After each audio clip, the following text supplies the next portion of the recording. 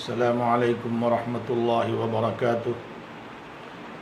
الحمد للہ رب العالمین والصلاة والسلام علی سید الانبیاء والمرسلین وعلی آلہ وصحبہ اجمعین، اما بعد فاعوذ باللہ من الشیطان الرجیم وقال ربکم ادعونی استجب لکم، صدق اللہ العظیم۔ قال النبی صلی اللہ علیہ وسلم الدعاء مخ العبادہ، صدق اللہ العظیم۔ میرے معزز دوستو، میں آج آپ کے سامنے دعا کے تعلق سے کچھ باتیں عرض کرنا چاہتا ہوں۔ اللہ تبارک و تعالی مجھے صحیح کہنے کی توفیق عطا فرمائے۔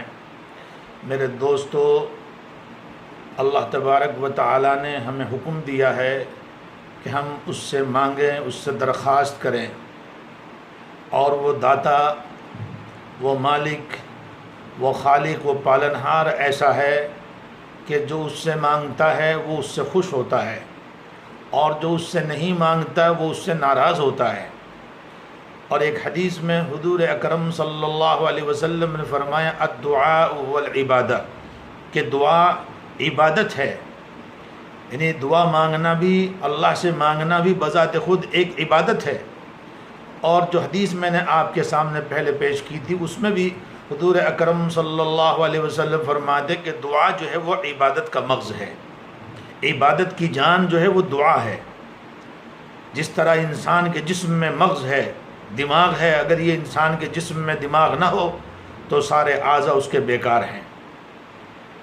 اسی طرح یہ دعا ہے، اگر دعا ہماری عبادتوں سے نکل جائے، اللہ سے مانگنا، اللہ کی بڑائی، اس کی کبریائی ہماری عبادتوں سے نکل جائیں تو پھر وہ عبادتیں نہیں رہیں گی، بلکہ پھر رسمیں بن جائیں گی۔ اسی لیے نماز کے بارے میں اللہ رب العزت فرماتے ہیں کہ قرآن میں ان الصلاۃ تنہی عن الفحشاء والمنکر، کہ نماز انسان کو بے حیائی اور بری باتوں سے روکتی ہے۔ کیوں روکتی ہے؟ وَلَذِكْرُ اللَّهِ أَكْبَرُ، کہ اس میں اللہ کا ذکر ہے۔ اگر اللہ کا ذکر نہ ہو نماز میں، اللہ کی طرف انسان متوجہ نہ ہو، تو پھر وہ نماز نہیں رہ جاتی، بلکہ پھر وہ نماز پرانے کپڑے کی طرح انسان کے منہ پہ مار دی جاتی ہے۔ تو میرے دوستو، یہ رمضان المبارک کا مہینہ دعاؤں کا مہینہ ہے، اللہ سے مانگنے کا مہینہ ہے۔ اسی لیے حدیث میں حضور اکرم صلی اللہ علیہ وسلم نے دعائیں تلقین فرمائیں۔ آپ دیکھیں گے، آپ مسجد میں داخل ہوتے تو دعا پڑھتے، مسجد سے نکلتے تو دعا پڑھتے، سفر میں جاتے تو دعا پڑھتے، گھر میں تشریف لاتے تو دعا پڑھتے، گھر سے باہر جاتے تو دعا پڑھتے، بیت الخلاء میں جاتے تو دعا پڑھتے، کوئی کپڑا پہنتے تو دعا پڑھتے۔ یہ کیا ہے؟ یہ کیا سبق دیا ہمارے نبی نے ہمیں؟ بیوی سے ملاقات کرو تو دعا پڑھو، سفر میں جاؤ تو دعا پڑھو۔ یہ سب دعائیں ہمیں سکھائی گئی، قدم قدم پر دعائیں بتائی گئی۔ یہ دعائیں وہ ہیں، ان دعاؤں کے ذریعے سے اللہ رب العزت سے ہمارا رابطہ جوڑتا ہے، کنیکشن جوڑتا ہے۔ یہ دعائیں کنیکشن جوڑنے کا ذریعہ ہے۔ جس طرح ہمارا کنیکشن اگر ہمارے گھر کا بجلی کے کھمبے سے جڑا ہوا ہے تو ہمارے گھر میں روشنی رہے گی، ہمارے گھر میں پنکھے بھی چلیں گے، ہمارے گھر میں اے سی بھی چلے گا، اس لیے کہ کنیکشن بجلی سے جڑا ہوا ہے۔ موبائل کا کنیکشن اگر ٹاور سے جڑا ہوا ہے تو آپ کا موبائل اس کام کرے گا۔ اسی طرح اگر ہمارا کنیکشن، ہمارا تعلق اللہ سے جڑا رہے، ہر وقت ہمارا تعلق ہر وقت اللہ سے جڑا رہے، یہ دعائیں جو ہے، یہ دعائیں جو حضور نے ارشاد فرمائی، یہ وہ ہیں کہ جو ہمارے کنیکشن کو اللہ رب العزت سے جوڑتی ہیں۔ جب ہمارا تعلق، ہمارا کنیکشن اپنے اللہ سے ہر وقت جڑا رہے گا تو میرے دوستو، پھر ہمیں کوئی مصیبت، کوئی پریشانی اور کوئی تکلیف ہمارا بال بینکا نہیں کر سکتی ہے، ہمیں کوئی چیز پریشان نہیں کر سکتی، اس لیے کہ ہمارا کنیکشن جب اللہ رب العزت سے جڑا ہوا رہے گا تو پھر کوئی چیز ہمیں پریشان نہیں کر سکتی۔ آج ہمارا کنیکشن ٹوٹا ہوا ہے میرے دوستو، آج ہمارا کنیکشن اللہ رب العزت سے ٹوٹا ہوا ہے۔ ہم دعائیں جانتے ہی نہیں، ہم دعائیں جانتے ہمیں یاد ہی نہیں ہیں۔ کھانے کی دعائیں ہیں، سونے کی دعائیں ہیں۔ جب آدمی دعا پڑھ کر کے سوتا ہے تو رات بھر اللہ تبارک و تعالیٰ کی حفاظت میں رہتا ہے۔ اگر خدا نہ خواستہ، اللہ نہ کر اسی رات میں اس کا انتقال ہو جائے تو چونکہ وہ دعا پڑھ کے سویا تھا تو وہ تو اللہ کے یہاں کامیاب ہو گیا۔ ایک آدمی بیت الخلاء میں دعا پڑھ کے گیا، اگر اس بیت الخلاء میں بھی اس کا انتقال ہو جائے چونکہ وہ دعا پڑھ کے بیت الخلاء میں گیا تھا، تو میرے دوستو اللہ رب العزت یعنی اس کو جو چونکہ دعا پڑھ کے بیت الخلاء میں گیا تھا، اللہ اس کو وہ ایمان والی موت اس کی لکھی جائے گی، اس لیے کہ تو دعا پڑھ کے گیا تھا، وہ تو اس کی حاجت تھی، ضرورت تھی اس کو پورا کرنا، اس کے لازم تھا۔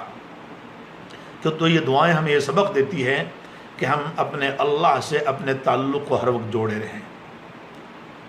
اس لیے یہ مبارک مہینہ رمضان کا شروع ہو چکا ہے، ہمیں چاہیے کہ ہم اپنے اللہ سے خوب دعائیں مانگیں۔ اور میرے دوستو، 2 وقت میں خاص طور سے حضور نے نشاندہی فرمائی کہ ایک تو افطار کے وقت میں اللہ تبارک و تعالی دعاؤں کو قبول فرماتے ہیں، اور دوسرا سحری کے ختم پر، جب سحری ختم ہوتی ہے اس وقت بھی جو دعا مانگی جاتی ہے اللہ تبارک و تعالی اس کو قبول فرماتے ہیں۔ تو میرے دوستو، ہم سب محتاج ہیں، ہم سب ضرورت مند ہیں۔ دیکھیے اللہ ہی کا در ایسا ہے، اللہ ہی کی ذات ایسی ہے، اس مالک کی، اس خالق، اس ہمارے پروردگار کی ذات ہی ایک واحد ایسی ہے کہ جتنا آپ اس سے مانگیں گے وہ اتنا ہی خوش ہوتا ہے۔ دنیا دار سے آپ 1 مرتبہ مانگنے کے لیے جائیے، دوسری مرتبہ جائیے، تیسری مرتبہ جانے کے بعد اس کے ماتھے پہ جو ہے وہ شکن آ جائے گی، ماتھے پہ لکیریں آ جائیں گی کہ تم نے یہ دھندا بنا لیا روز آنے کا، روز مانگنے کا۔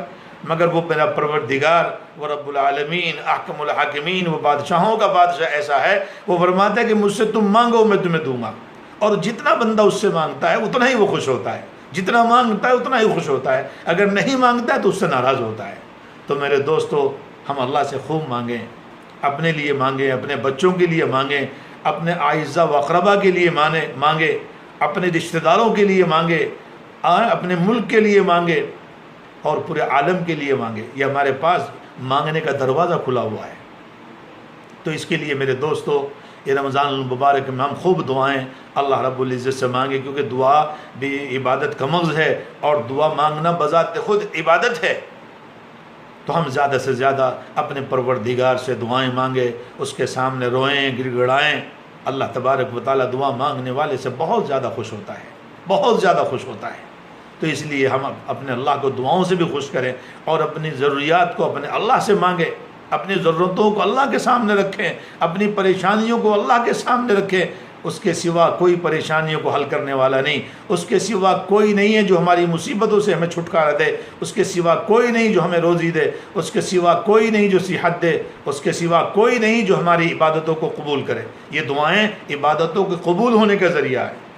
حضرت ابراہیم علیہ نبینا علیہ السلام نے کعبے کی تعمیر فرمائی، اتنا بڑا کارنامہ انجام دیا کہ کعبۃ اللہ کی تعمیر کی آپ نے، مگر پھر کیا کہہ رہے ہیں؟ ربنا تقبل منا انک انت السمیع العلیم، اے اللہ آپ ہی اس کو قبول فرمائیں گے۔ تو میرے دوستو، ہم کتنی بھی بڑی عبادت کر لیں، وہ ہماری عبادتوں کے پیمانے ہیں۔